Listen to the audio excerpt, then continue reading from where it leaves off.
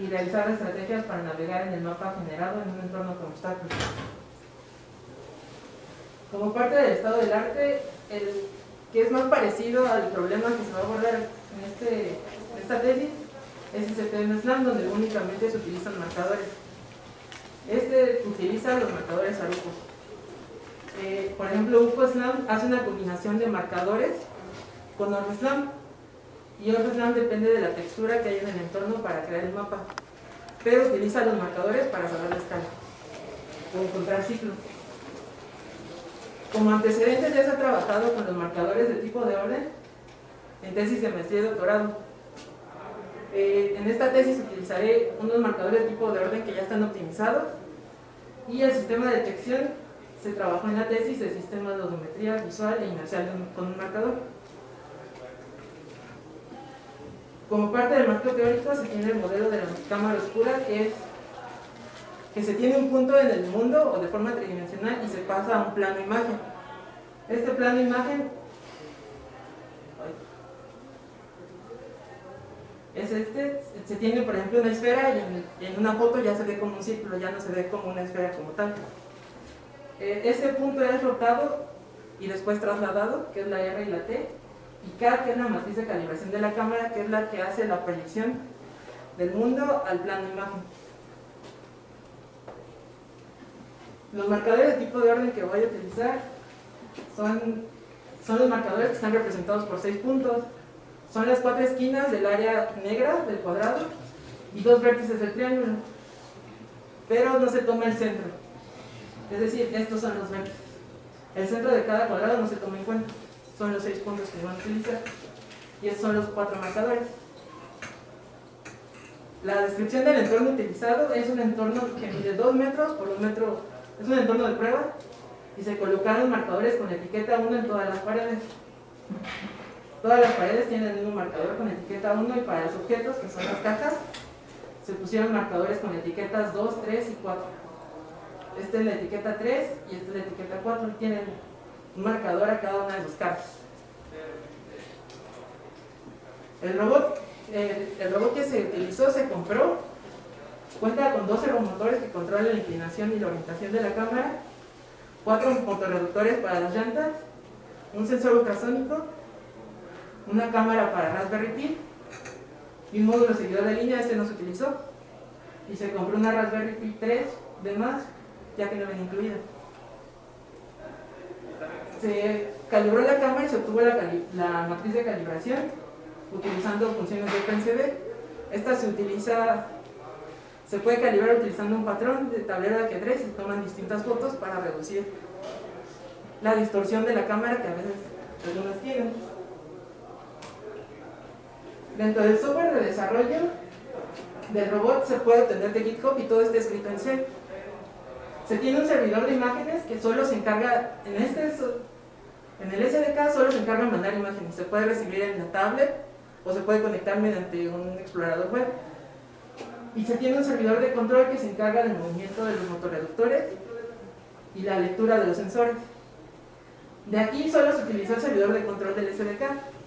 Se creó un servidor nuevo de edición para este trabajo. Para la detección y localización de los marcadores se utilizaron los trabajos de tesis anteriores, y todos se adaptaron para resolver este problema. Las bibliotecas están escritas en C y C++. Se redimensionaron los marcadores. En los marcadores utilizados actualmente, el cuadrado negro mide 10 centímetros a cada lado. Se recalculó la normalización a media serie y desviación estándar 1. Esto en el cálculo de la homografía, para no estarlo recalculando todo el tiempo. Se deja como valores constantes. Para visualizar, aquí ya no se utilizó OpenGL como en los trabajos anteriores, sino solo se usó OpenCV, por eso ya no se tiene que invertir la imagen. Se agregó la detección de los 4 marcadores, ya que antes solo detectaba 1 o 2, y se agregó la capacidad de detectar múltiples marcadores en una misma imagen, ya que antes solo se utilizó un marcador. Se realizó una prueba para verificar la detección y la localización de múltiples marcadores en una misma imagen. Se puso los marcadores en una pared y se colocó el robot aproximadamente a 50 centímetros. Aquí está su cámara. Por ejemplo, en la imagen de la izquierda se observa la detección de todos los marcadores que hay en la imagen, excepto de esto que, por ejemplo, cuando se hacen las etapas de procesamiento de imagen puede perderse la parte blanca, aparte que ya están muy inclinados hacia la cámara, y este, por ejemplo, no cumple el criterio de tener 4 esquinas, tiene más de 4 esquinas.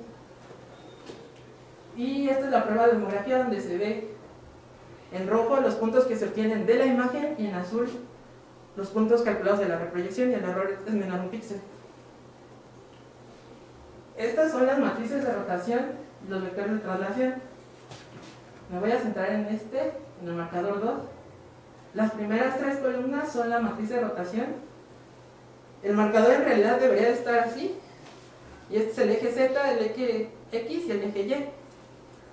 Como está rotado y se puso de cabeza, el eje Z sigue quedando positivo porque sigue apuntando hacia ustedes, pero estos ya están en sentido contrario.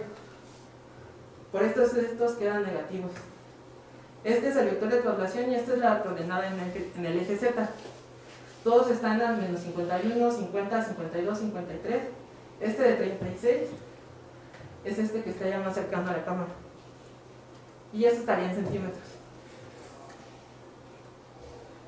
Para la conexión del robot y la computadora se utilizó una laptop como cliente y el robot como servidor de visión y control. Esta conexión se realizó mediante sockets. En el servidor de visión se detectan y localizan los marcadores. En el servidor de control se hace el control de movimiento y la lectura de los sensores, y el cliente, que es la computadora, se encarga de el control de movimiento del robot, recibe los puntos y los procesa, estima la posición del robot y crea o actualiza el mapa. Los movimientos que se pueden realizar con el robot en el SDK solo son encendido y apagado, no se puede hacer otra cosa. El avance y el retroceso es que las llantas giren en la misma dirección, o en sentido contrario irían en reversa. Se tiene el giro, que es una parte de las llantas giran en un sentido y las llantas del otro lado giran en el sentido contrario. Y también existe uno donde unas llantas se mantienen apagadas y las otras están encendidas, que es un avance-giro. Para el servidor de control se tiene un estado inicial donde se verifica y se abren los puertos para iniciar el control, y se verifica que todos los sensores estén funcionando de forma correcta. Si no, se termina. En caso contrario, se mantiene un estado de espera. Este estado de espera se conecta con el cliente y decide qué va a hacer. Por ejemplo, en este estado se verifica, se pide la distancia que tiene el sensor ultrasónico y la manda al servidor, al cliente. En este estado se controla la orientación, dependiendo del ángulo que se le indique al cliente. En este estado se hace el avance, en este estado se hace el giro, y en este estado se hace el avance-giro. Este tiene un T porque el control se hace por tiempo, pero ahorita voy a explicar esta parte. Y este estado es donde se detienen todos los motores. Y siempre regresa al estado de espera. También el servidor de visión, ese fue el que se creó. Se tiene un estado de inicialización donde se verifica que esté bien la cámara y que también esté abiertos los puertos. Este estado de espera lo que hace es decidir si debe de tomar o no una foto. No siempre está utilizando la cámara, solo toma foto cuando es necesario. En caso de que existan marcadores, se va a pasar este estado y este estado se va a encargar de enviar todos los marcadores al cliente.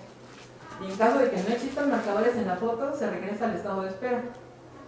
El estado de espera, una vez que termina, cierra la conexión, termina todos los puertos y apaga la cámara.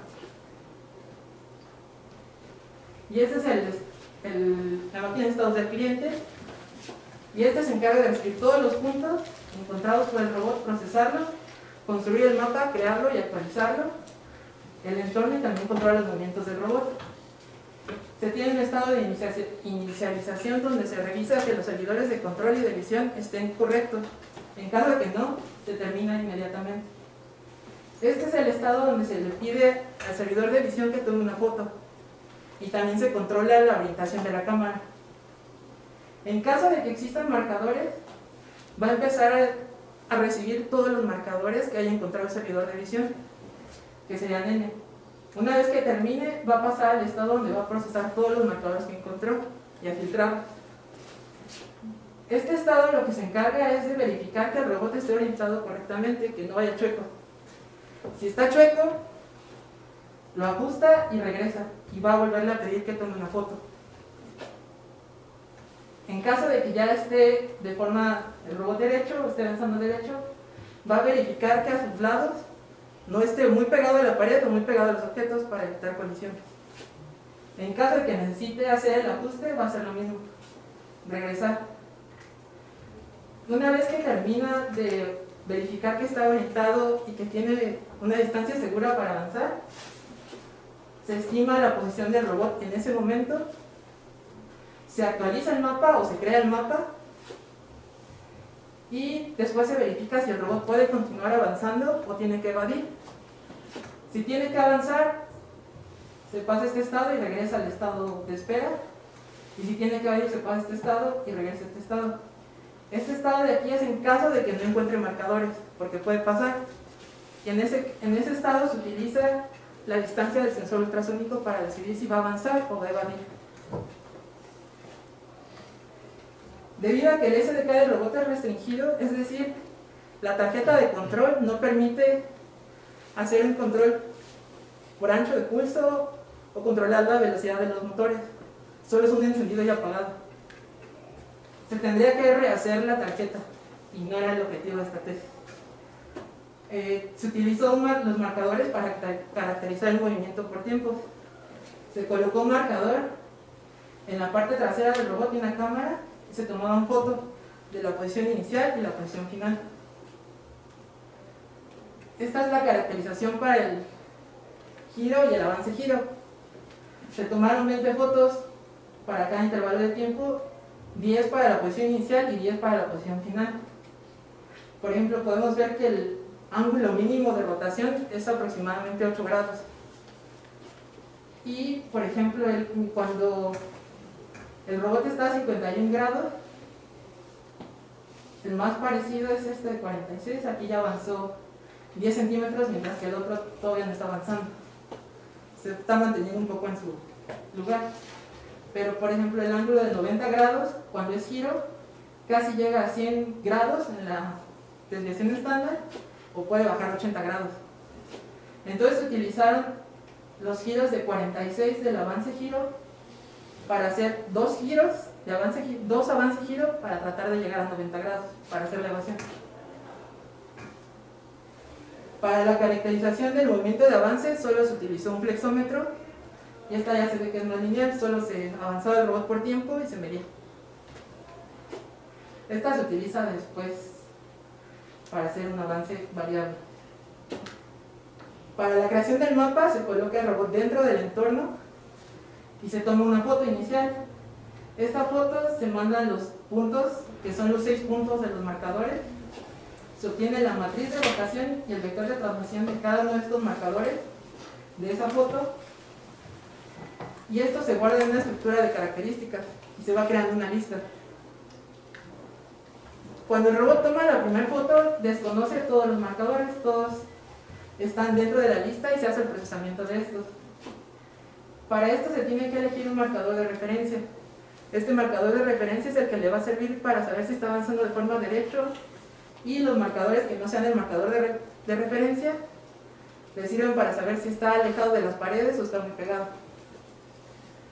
Para elegir el marcador de referencia solo se utilizan los marcadores de etiqueta 1, es decir, los que están en todas las paredes. Entonces, por ejemplo, el marcador 3, que tiene etiqueta 3, que es el verde, quedaría descartado. Entonces solo se buscaría en este conjunto. Para determinar cuál es el marcador de referencia, es el marcador que esté con la orientación más parecida al robot. En este caso sería este que está marcado en rojo, que es PC. Esto tiene una rotación de 90 grados, por eso se descarta. A partir del marcador de referencia se va a crear el origen del mapa del primer marcador, y con este marcador también se estima la posición y cómo va avanzando. Un marcador puede ser visto en distintas posiciones del robot. Es decir, mientras el robot va avanzando puede seguir viendo un marcador mientras esté en su campo de visión. Entonces eso implica que existen diferentes posiciones del robot y también existen diferentes posiciones relativas del marcador al robot. La ecuación para realizar el mapa entonces queda de la siguiente forma: la posición del robot en ese instante, la posición relativa de ese marcador al robot en ese momento, y eso nos da la posición global, ya que la posición del robot está con respecto al origen. Todo esto se guarda en la siguiente estructura: el ID o la etiqueta del marcador, la orientación, es decir, cómo está orientado el marcador respecto al origen, la matriz RT, que es la matriz de rotación y traslación de ese momento, la suma en Z y suma en X. Estas se van a utilizar después para hacer un promedio de las posiciones. ¿Cuántas veces se ha visto ese marcador?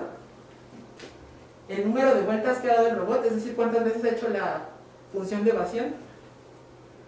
Esta lista de datos es un vector que contiene la posición relativa del marcador, que son 16 elementos, la posición del robot, que también son 16 elementos, la posición global del marcador, que también son 16 elementos, más los 12 puntos, por eso son 60 datos.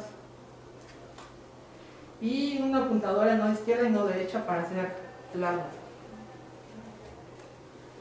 El mapa se almacena en un árbol binario y el número máximo de nodos es igual al número de marcadores en el entorno, no puede haber más. Sí puede haber menos en caso de que no los detecte. Y aquí los marcadores ya no se agrupan por fotos, sino por su etiqueta y su posición.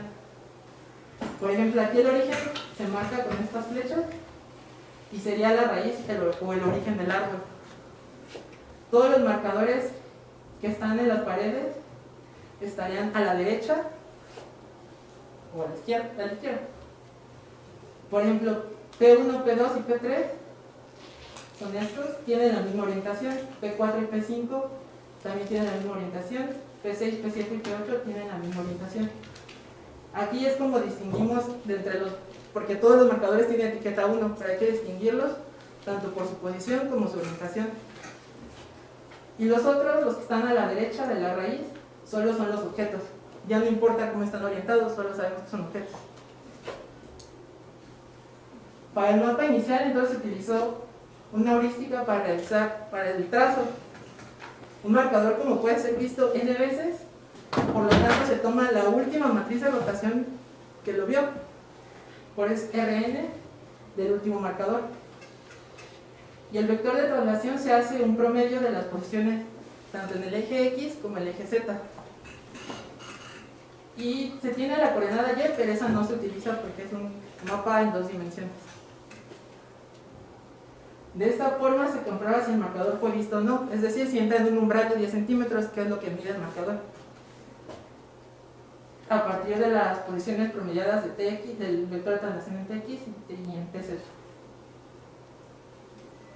Para realizar la optimización del mapa, una vez que ya se termina el mapa, se hace fuera de línea, se necesita recalcular el error de reproyección y se calcula adaptando la ecuación que se propone en el trabajo de Shand.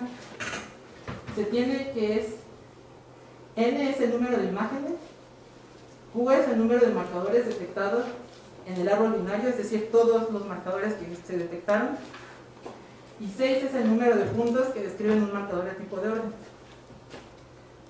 P son los puntos que envía el servidor de visión al cliente, son los que se obtienen de la imagen, y P gorrito son los puntos recalculados a partir de las rotaciones y traslaciones que están dentro del árbol binario. Y P son los modelos, que son 4, los 4 marcadores, etiqueta 1, etiqueta 2, etiqueta 3 y etiqueta 4. Y estos están dentro de la estructura nodo y solo se va revisando y se va cambiando dependiendo de qué marcador se va a utilizar para hacer la reproyección. La optimización se realiza fuera de línea con los siguientes pasos. Se lee el árbol del mapa y se cuenta el número de imágenes y nodos que hay en el árbol. Se recalcula el error de reproyección. Se optimizan las matrices de posición relativa al robot utilizando el algoritmo de Levenberg-Marquardt de la biblioteca Seminpath, y se crea un árbol nuevo del mapa donde se recalculan las posiciones del robot, se optimizan las posiciones globales y todo a partir de las matrices relativas de las posiciones de los marcadores al robot.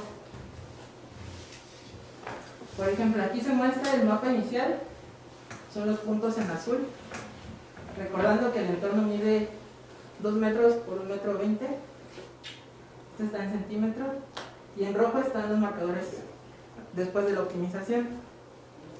Vamos a ver un video de cómo se hace el proceso de la exploración. Aquí van a ver que el robot se va a desplazar hacia la izquierda porque no cumple el criterio de estar separado de la pared a partir de este marcador. Aquí está el servidor de visión y este es el servidor de control y este es el cliente. Va avanzando y va tomando fotos y va verificando si el marcador ya existe dentro del mapa. Hay, por ejemplo, las vueltas como se controlan por tiempo. Entra el ajuste de orientación hasta que el robot cumple el umbral. Y una vez que está más o menos derecho, sigue avanzando. En esta parte, por ejemplo, se ve si ya existe el marcador, si es un nuevo objeto o si todavía está solo actualizando el mapa. Hasta que vuelva a ver el origen, que es este, va a terminar el programa. Ahí, por ejemplo, está haciendo el ajuste de orientación porque como es un control por tiempo en las vueltas, necesita tratar de mantenerlo de forma derecha. Y ahí ya va a terminar cuando vea otra vez el origen. Y ahorita van a ver las fotos que se usan para generar el mapa.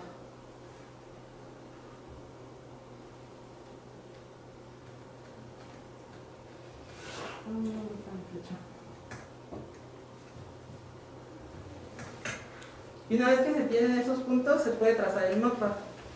Como dentro de la estructura nodo del árbol binario se conocen las orientaciones de los marcadores, es posible trazar las líneas para delimitar las dimensiones del mapa.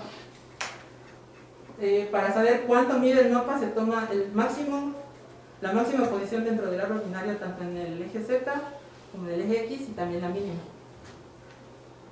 Como pueden ver, algunos marcadores se mantienen sobre la misma línea, pero aquí existe un desplazamiento y ese es el problema de cada vez que va avanzando el robot se va acumulando un error, y eso también puede ser tanto por la cámara o porque se está estimando cuánto está rotando. No se tiene un control real sobre cuánto, si giró 90 grados o no.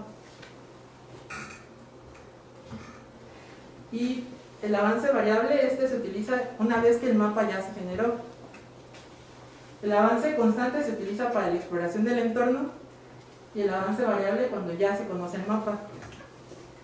Cuando vimos la caracterización del avance, lo que hace es estimar si puede avanzar y toma el máximo valor posible de la gráfica de avance.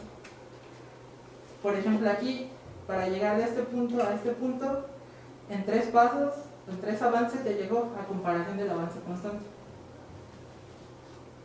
Y un video nada más de comparación. En el avance variable ya se va más rápido y recorre más rápido el mapa, pero ya se debe de conocer. De una forma un poco más precisa. Y en el otro va avanzando para detectar lo que hay. Pero por ejemplo en el avance variable, al ir un poco más rápido puede perder datos. Y en el avance constante, al ir más lento, puede obtener más datos todavía del mapa. En el avance variable ya va a acabar de recorrer el mapa, mientras que el avance constante todavía apenas va a dar la primera vuelta. Los puntos para la ruta para el avance variable se eligen manualmente en este momento, que son estas crucecitas, que sería la ruta. Y como conclusiones se obtuvo un algoritmo para resolver el problema de la localización y mapeo simultáneos utilizando marcadores de tipo de orden. La estructura para almacenar los datos del mapa se podría utilizar con cualquier tipo de marcadores, ya que se basa en la posición global, no en sus etiquetas. y no fue sencillo plantear la estructura para almacenar el mapa, ya que se planteó utilizar listas, pero la lista, por ejemplo, había que reordenarla, porque podría ir creciendo y si el mapa fuera muy grande sería muy lento la búsqueda y habría que reordenarlo. Y en el árbol binario ya se van ordenando, por así decirlo, mientras se va creando la estructura. Con los marcadores de tipo de orden fue posible caracterizar el robot, y también se observó que aunque estén muy inclinados respecto a la cámara, pueden ser detectados. También se intentó reducir la incertidumbre del mapa, haciendo que el robot avanzara lo más derecho posible, y si se hubiera tenido más control en los movimientos del robot, en las velocidades de los motores, es probable que los resultados fueran mejores. El algoritmo propuesto debe funcionar si el entorno es más grande y con más objetos dentro, siempre y cuando sea un polígono rectangular, ya que está diseñado para dar vueltas a 90 grados en este momento. Y el algoritmo propuesto podría funcionar con otro robot, solo habría que hacer las adaptaciones necesarias en el control y la calibración de la cámara. Como trabajo a futuro, se puede desarrollar la biblioteca y una etapa de potencia para el robot utilizado, ya que este ya estaba hecha y ya estaba hecho el software, solo se utilizó. Se puede crear un entorno más general, algo similar a lo del Mario Kart, solo teniendo señalamientos y poder crear diferentes entornos en lugar de que solo estén pegados en las maderas. Realizar la optimización del mapa en línea durante la etapa de reconocimiento, en lugar de que se termine y se haga todo fuera de línea. Realizar una estrategia de reconocimiento utilizando el barrido del entorno con la cámara del robot. Actualmente la cámara solo ve al frente, pero se podría hacer que vea a los lados antes de avanzar. Vea 180 grados, 90, 60, menos 90 y 180. También implementar la obtención automática de las rutas, porque actualmente se obtuvieron de forma manual, pero se podrían obtener de forma automática. Implementar ecuaciones de control para el avance y la orientación del robot de una forma más precisa, ya que ahorita está en un control por tiempo. Realizar la interfaz gráfica para visualizar el mapa y la posición del robot en tiempo real. El trazo del mapa final se hace ahorita fuera de línea, pero se puede hacer en línea mientras el robot está explorando. Sería después de que actualiza o crea el mapa dentro de la máquina de estados del cliente. Implementar la capacidad de detectar en línea mientras el robot está avanzando un cambio en el entorno y actualizar el mapa y el mapa de rutas. En caso de que se mueva un objeto o algo, se debería de poder actualizar. Implementar la capacidad de localizarse dentro del mapa ya generado, sin importar dónde se coloque el robot dentro del entorno. Esto porque el robot, donde se coloque, ese va a ser su origen siempre. Ahorita no se podría colocar en otro lado, no sabrían dónde está, siempre va a generar un nuevo origen. Y probar el algoritmo propuestos en otros robots. Y eso sería todo. Muchas gracias, Andrés. Vamos a pasar a la fase de preguntas y respuestas por parte del jurado. Voy a pedir al doctor Manuel Ibarra que inicie la sesión. Ok. Gracias. Buenas tardes. Lo primero que quiero hacer es agradecer que me hayan invitado a ser parte de este jurado. Y bueno, comenzamos con las... Creo que no es el último, ¿no? Seguir con la bala. Bueno, a ver, me quedan algunas dudas. En cuanto al movimiento de tu robotcito, dices que nada más tienes on y off. Sí. Entonces que nomás lo prendes y hace un movimiento y lo apagas y deja de moverse, ¿o cómo? Sí, por tiempo. Pero ¿cómo haces para dar la vuelta? Igual, es una vuelta por tiempo. Punto. No, pero ¿por qué no se va derecho? Si nomás le pones on y off. Porque no sabíamos cuánto equivalía, por ejemplo, 0.1 segundos a cuántos No, grados. olvídate de eso. O sea, ¿cómo camina? Le pones on, camina. Camina. Para adelante. Sí. No, y para atrás, Existe lo mismo, solo que se manda un comando diferente. entonces no tiene nada más un comando, tiene varios. Dijiste que no se da on, off. Bueno, y bueno, bueno, luego lo del robotcito. Mira, en este trabajo se pretende elaborar el mapa de un entorno desconocido, aparentemente. Sí, para el robot. No, el mapa del entorno. Ujú. Bueno, y además localizar al robot dentro de ese entorno. Sí. Ok.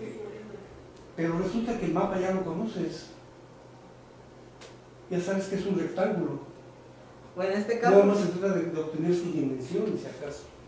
Entonces basta con que el robot mira la distancia al frente, al lado, atrás y al otro lado, y ya está, y ya sabe, ya tiene el mapa. sí, pero hay objetos dentro. En este caso también se debe saber dónde están los objetos para en todo caso saber si se puede pasar en medio de esos objetos o no puede pasar, y colocar los objetos dentro del mapa. No solo es el contorno. Ok. Otra cosa es que el mapa depende, el que obtienes, depende del movimiento del robot. Así Tiene es. que moverse de una cierta manera, si no, no lo entiende. Sí. O sea, si no va recto, paralelo a la pared, no puede encontrar. Creaba un desfase en los mapas al final, o se estrellaba contra la pared. Entonces no funcionaba bien el algoritmo. Por eso estaba que el robot estuviera lo más derecho posible. Ah, ok. Esto es muy restrictivo, ¿no? Para hacer los mapas. Más que nada es el robot. O sea, la plataforma, cuando lo compramos, No, o sea, es que mira, un sistema de SLAM tiene que funcionar independientemente de quién lleva la cámara. Puede ser un dron, o puedo colgármela aquí del cuello como un medallón y caminar por allí y va haciendo el mapa y el sistema no sabe ni por dónde estoy caminando. Hay muchos ejemplos en la literatura así de donde se pone la cámara aquí y va haciendo el mapa. sí, depende de que haya marcadores. No, sin marcador. Bueno, en este caso están los marcadores. O sea, la primera restricción sería que el entorno al menos estuvieran marcadores. Otra cosa que me inquieta de los marcadores es que toda la pared tiene el mismo marcador. Ajá. ¿Cómo sabe cuál es cuál? Eso por la posición global. O sea, ya los marcadores ya sé dónde están. No, yo no sé. El robot no sabe dónde están. Entonces, ¿cómo sabe quién es quién? Los va estimando. A ver. ¿Cómo sabe que ya lo vio o no lo ha visto? Si son iguales. Primero, por ejemplo, si este marcador está a 10 centímetros y 20 a la derecha, y también la orientación de ese marcador. Ya sabe si ese marcador es o no este marcador. Por ejemplo, este marcador está a 90 grados y este marcador está a menos 90 grados. Ya no sé ¿Con quién? con respecto al origen. Ah, ok. Entonces ya desde ahí se empieza a restringir. Pero el origen es igualito a los otros dos, es idéntico. No, el origen siempre va a ser este, Por eso, pero es igual a los otros dos. pero este no tiene la misma orientación que el origen. Pero cuando se da vuelta ya todos cambiaron de orientación, o sea... Pero la posición del robot es la que llega, la posición del robot está respecto al origen.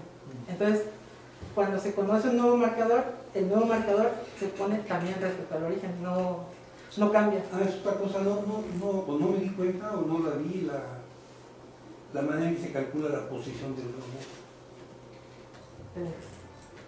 La posición que la calculamos en XY o también nos da la orientación del robot. Se tienen dos formas. El caso 1 es donde empieza el mapa, que por ejemplo sería este. Vamos a decir que este es el que P0, el punto rojo es el origen.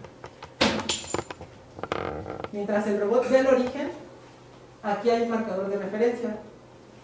Entonces se calcula solo la posición del robot respecto al marcador de referencia.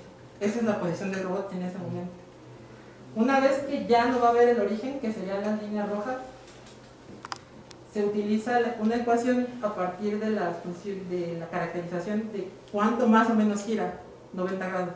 Entonces no estamos usando la visión para saber dónde está, sino el control del cuerpo. No, sí, porque aquí toda esta parte se utiliza la posición del marcador que está viendo en ese momento. Una vez que gira, ahora se utiliza la posición del nuevo marcador que ve al frente y se calcula el desplazamiento cada que va avanzando. Ve un marcador, avanza y se calcula cuánto se desplazó a partir de ese marcador y se estima la posición actual a partir de la posición anterior. Siempre se utilizan los marcadores para calcular la posición del... ¿La posición qué cosa es? ¿Dónde está el robot respecto al origen? O sea, ¿son cuántas coordenadas? X y Z, son dos. ¿Y la orientación? La orientación también se va calculando cada que gira. Cuando gira, se aplica una matriz, que es la matriz de evasión, y esa lo que hace es calcular cuánto rebotó. Son un giro de 90 grados. O sea, el algoritmo calcula la orientación. El cochecito es el que tiene que saber cuánto giró. El cochecito gira y se estima que giró 90 grados, pero el algoritmo lo que hace es corregir la orientación mientras va avanzando. Ah, es otra cosa. En el video veíamos que el carrito como que se alejaba de la pared y se orientaba. ¿Eso cómo lo decide? Se tiene el eje, la coordenada en el eje X del robot y tiene que estar a 10 centímetros tanto a su derecha como a su izquierda de distancia, para que el robot cuando gire no le pegue con las llantas traseras a la pared. Si está a menos de 10 centímetros en ese umbral, el robot se corrige, primero gira a la izquierda, avanza y luego gira a la derecha al mismo tiempo o al mismo grado de lo que giró a la izquierda, como un carro. Ok. Comentaste que en tus autómatas de estados, Ajá. comentaste que envían marcador. Decías varias veces que la parte de visión enviaba el marcador. Sí. Cuando dice envía el marcador, ¿qué cosa es lo que envía? Envía los 6 puntos, las coordenadas de los 6 puntos en la imagen de cada marcador. O sea, coordenadas U, B en la imagen. Sí. Ah, ok. O sea, ya previamente Sí, agrupó en grupitos de 6. Sí, en este caso sería un vector de una tupla de todos los puntos. De 6 puntos por cada Ajá. marcador. Sí. Ok. ¿Qué más? Ah, sí, entonces al carrito no le puedes pedir una velocidad diferente, nada más es que se activen las ruedas, sí o no, ¿verdad? En este momento sí, así. ¿Para adelante o para atrás? ¿O detenidas? Sí, en este momento es la única forma. ¿Y tienen la misma velocidad las dos del mismo lado? Sí, bueno, dentro del SDK marca que es la misma, pero no tengo una forma real de retroalimentar y saber si sí. Muy bien. Y última pregunta. Después, con todo esto que hiciste, ¿qué problemas podemos resolver? Tipo problemas reales. ¿Para qué puede servir eso? Yo lo primero que lo veo en un entorno industrial podría ser porque ya se conoce dónde está el entorno y tiene que haber al menos dónde poderse colocar el marcador. Podría localizarse a partir de las etiquetas una sala. Por ejemplo, si es etiqueta 1, esta es una sala. Si es etiqueta 2, esta es una sala. ¿Una qué? Una sala, por ejemplo, el auditorio. Una sala. Ajá. Sí. O sea, a partir de las etiquetas, asignarles una posición o un algo dentro del mapa, pero también puede servir para obtener las rutas de este entorno. Pero principalmente sería, yo lo veo en una fábrica, tal vez un hospital o un centro comercial, donde la luz regularmente es la misma. Sí, pero ¿qué es lo que va a hacer? Ahí, ¿saber dónde están las cosas? ¿Saber dónde está el carrito? ¿Qué cosa? Sí, saber dónde están las cosas, el carro, todo lo que prueba el mapa principalmente. Yo le diría darle un nombre a las cosas aparte, porque se pueden saber los objetos. Entonces podría... Pero en el centro comercial los pasillos y las paredes no son rectangulares. Lo mandas allá a Plaza Lindavista y bueno. ya ves cómo está todo, está chueco, ¿no? Bueno, por eso mencionaba que en este momento, como está con la evasión, no podría en todos los centros comerciales, pero con un robot donde se tuviera el control para controlar bien la orientación del robot cuando gira, sí se podría.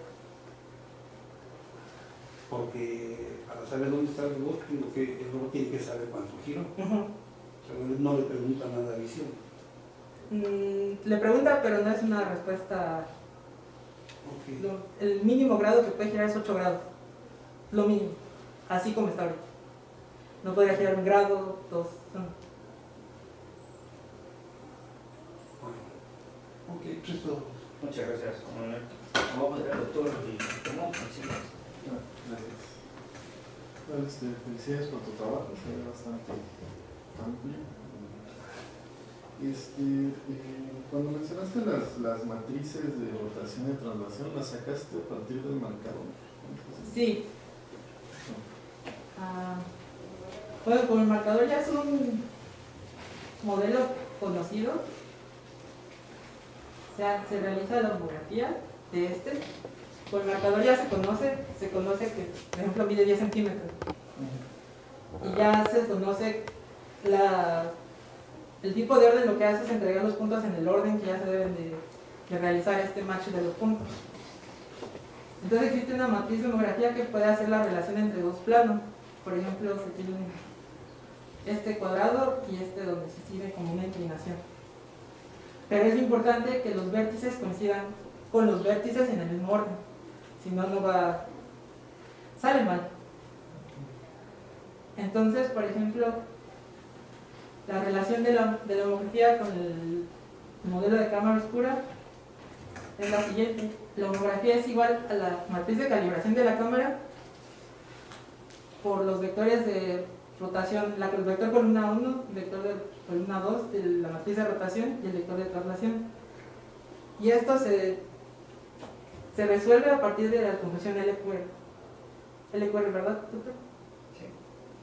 Bueno, dentro del algoritmo que se usó, pero también OpenCV tiene sus propias funciones para calcular esto.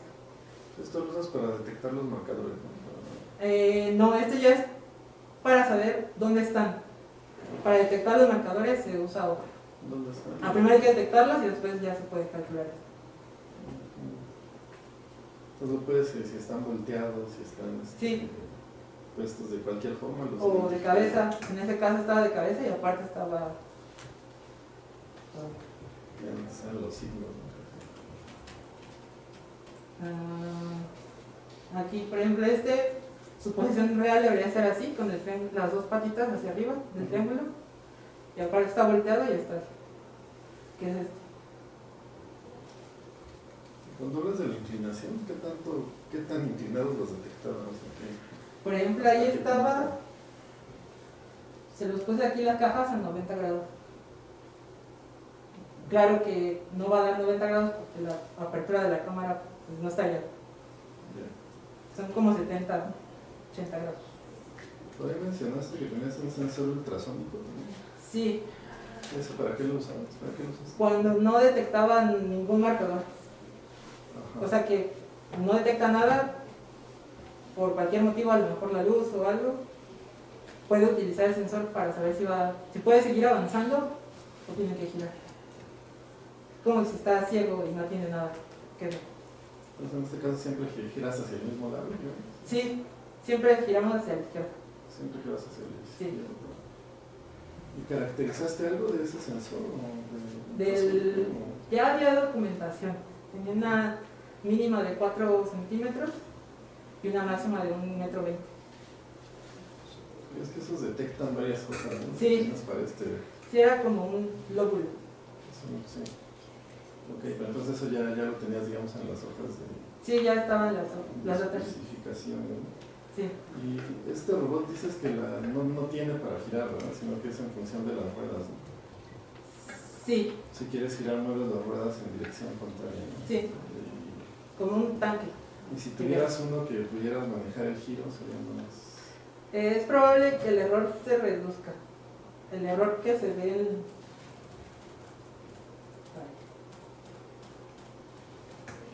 como desfase. Porque, por ejemplo, aquí la vuelta, entonces este marcador ya tiene los errores de 3 vueltas. Entonces ese desfase puede que se reduzca. Pero es una suposición. Y si hay robots de ese tipo, ¿no? Digo, porque yo he visto Sí. muchos que son como el tuyo, ¿no? No, Pero, sí. ajá. Sí, que tienen un sistema de retroalimentación para cuando gira. Bueno, por ejemplo,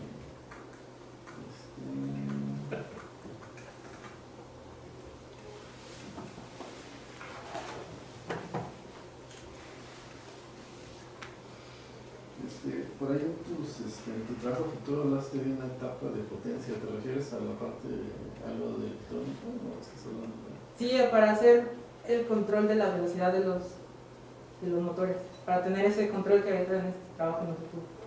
Porque acá supongo que no tienes modelos de estos de cinemático inverso. No, ahorita no se tiene. Para pero eso que dices necesitaría esa etapa. más cosas, ¿no? Sí, sí es lo que falta. Y en la parte que decías de tu robot, la parte que tiene ahí de cómputo es muy poca, ¿no? ¿Tiene algo? ¿Tiene algún microcontrolador? Solo la Raspberry. ¿Tiene una Raspberry ahí montada? Ajá, sí. Pero ahí no haces el cálculo fuerte, ¿verdad? Lo haces en la computadora. No, ahí solo se hace la detección y la detección de los marcadores y solo todo el cálculo fuerte se hace en el cliente. Se le envían los puntos. Solamente estás enviando por red, digamos. Ajá, por los sockets. Por sockets envías la información. Ajá. Pero esta parte de la decisión de cómo avanzar, ¿y eso lo hace el Raspberry?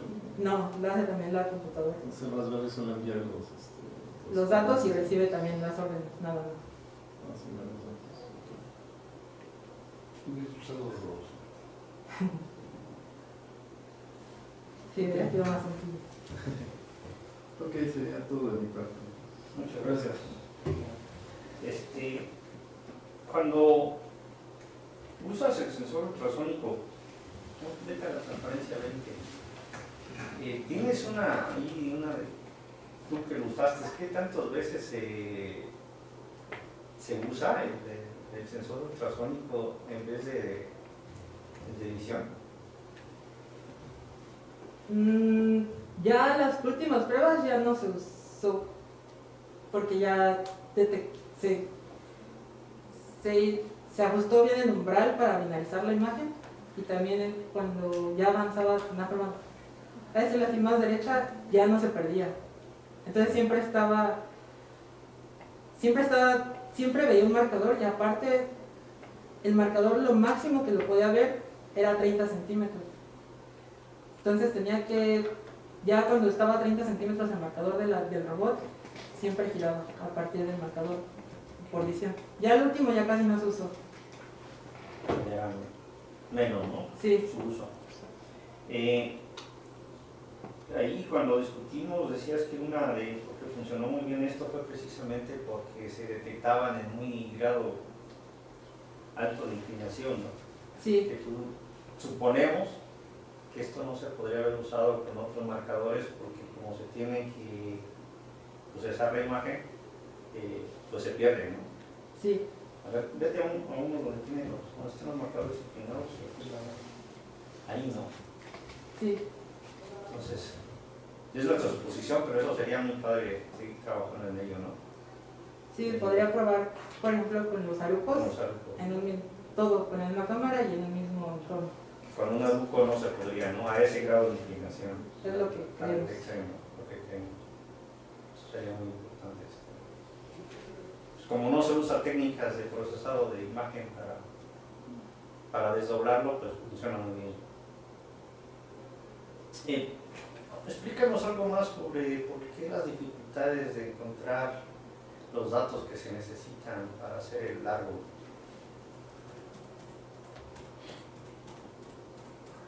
Cuando da la explicación parece bastante obvio, ¿no? Porque tú dices que no es nada obvio. Bueno, primero, al inicio solo se tenía contemplado tener la matriz de rotación de la posición del robot, pero con el paso, cuando se fue haciendo el algoritmo, esta lista, por ejemplo, estaba en 3 partes. Se tenían separados la matriz relativa a la posición del robot y también la matriz global. Pero eso lo que implicaba era hacer más ciclos porque se tenía que recorrer cada matriz, cuando eso se tendría que hacer en una sola parte. También esto, el número de vueltas lo que ayuda es que cuando ya están en el árbol ya no están agrupados por foto. La única forma de saber cuándo se vieron estos marcadores es en qué momento del reconocimiento fueron vistos, si giró, si no giró. Esto también se agregó, la suma para hacer el promedio, pues también no se tenía contemplado. Antes solo existía el ID y la orientación. Y también eso que mencioné de cómo se iba a ordenar la lista, pues es más tardado buscarla y reordenarla, mientras que en el árbol ya se va guardando y a la vez se están ordenando mientras se va creando.